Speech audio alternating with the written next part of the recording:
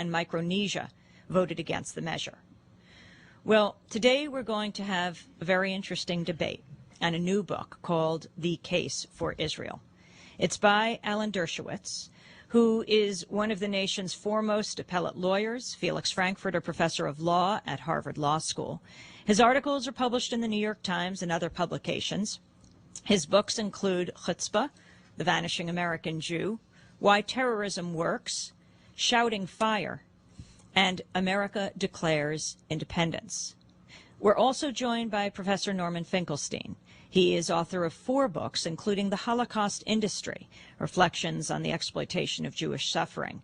His writings have appeared in prestigious journals like the London Review of Books, the Index on Censorship, the Journal of Palestine Studies, the New Left Review, the Christian Science Monitor, and others. He is also author of Image and Reality of the Israel-Palestine Conflict. His latest book is called The Holocaust Industry. Today, a debate. We're going to begin with Professor Alan Dershowitz. Welcome to Democracy Now! Thank you very much for having me. And why don't we start with you laying out the thesis of your latest book, The Case for Israel. Well, I wanted to write a progressive liberal case for the two-state solution, and the two-state solution which I think that most Israelis favor and have favored for a long time. I dedicate the book to Professor Aaron Barak, who is the president of the Israeli Supreme Court, and for a reason, because I argue in the book that no country in history faced with comparable threats, both external and internal, has ever tried so hard to comply with the rule of law. I compare Israel favorably to the United States in this regard. Its courts intervene actively in support of Palestinian rights. Even during fighting in wartime, during the Jenin events, the Israeli court enjoined the Israeli military from engaging in certain actions which, in its view, violated the rule of law. The Israeli Supreme Court has banned the kind of rough interrogation techniques that are now being employed by the United States in Guantanamo. Israel is the only country in modern history that has never deliberately and explicitly retaliated against those who attack its civilian targets. For example, during the Six-Day War and the 1973 war and the 1948 war, its own residential areas were bombed by Egypt, by Syria, by Jordan. 1,600 shells lobbed into West Jerusalem.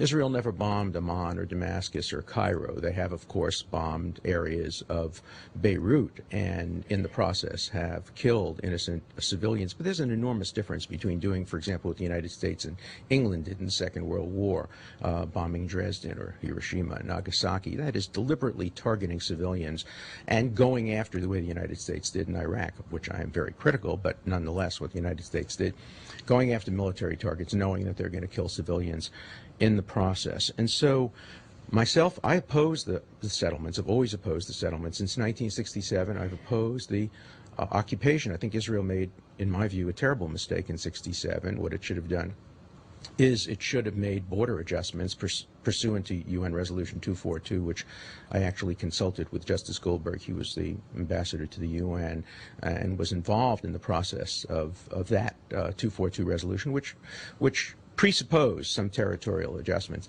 The problem is Israel should never have occupied people. Land is different from people. And today, I think, unilaterally, what it ought to do eventually, if it can't find a peace partner, is to make some unilateral changes, small ones, end the settlements. In fact, my peace proposal is that Israel ought to have a schedule for ending the settlements. That is a schedule for saying on so-and-so day the settlement ends, conditioned on best efforts by the Palestinians to end terrorism. That would create an incentive to ending terrorist acts. By the way, you never condition anything on the end of terrorism because that gives the terrorists a veto. What you condition it is on making good faith efforts.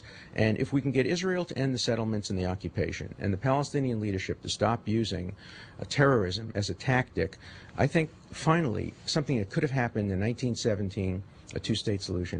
In 1937, when the Peel Commission recommended a non-contiguous Jewish homeland and the Israelis accepted it and the Arabs rejected it.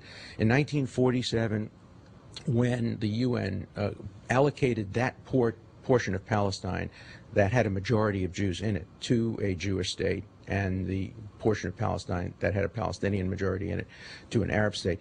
We could have had a two-state solution. We could have had a two-state solution in 2000 and 2001 when Ehud Barak and President Clinton offered, to be sure, a non-contiguous state on 90-something% of the West Bank and 100% of the Gaza with its capital in Jerusalem with a $35 billion refugee package.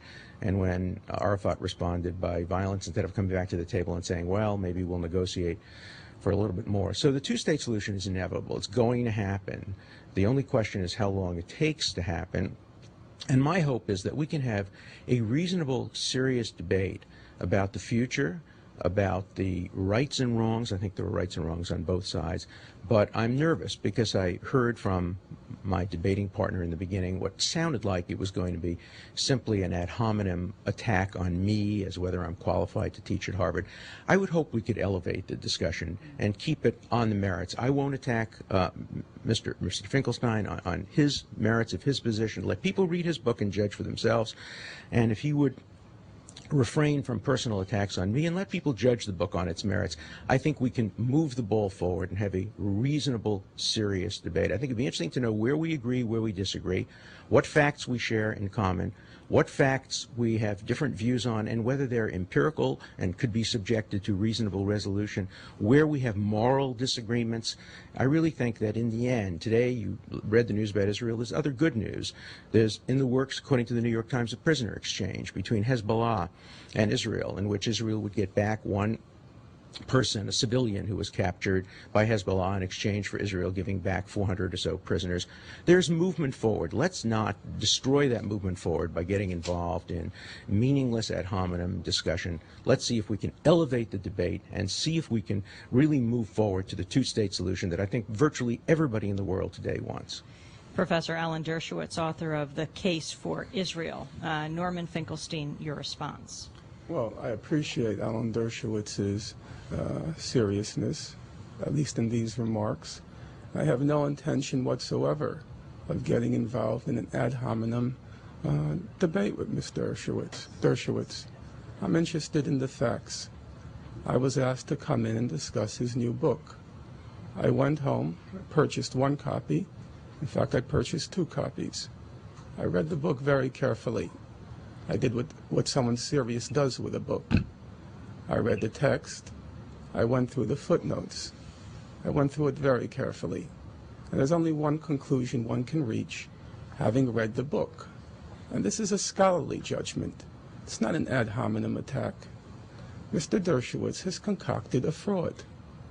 In fact, Mr. Dershowitz has concocted a fraud which, amazingly, in large parts, he plagiarized from another fraud.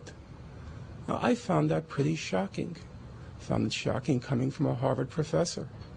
I find it shocking coming from any professor. Now, we have to cut off at one point. I just want to warn everybody here that, although I'm not a litigious person, when you make allegations of plagiarism, when you make allegations of plagiarism, that's a technical term I agree. Which has great legal implications. I agree. And, I can't obviously sit quietly by and, you shouldn't. and accept an allegation let's look at the evidence. Of plagiarism. All right. Let's look at the evidence. Who was the plagiarism from?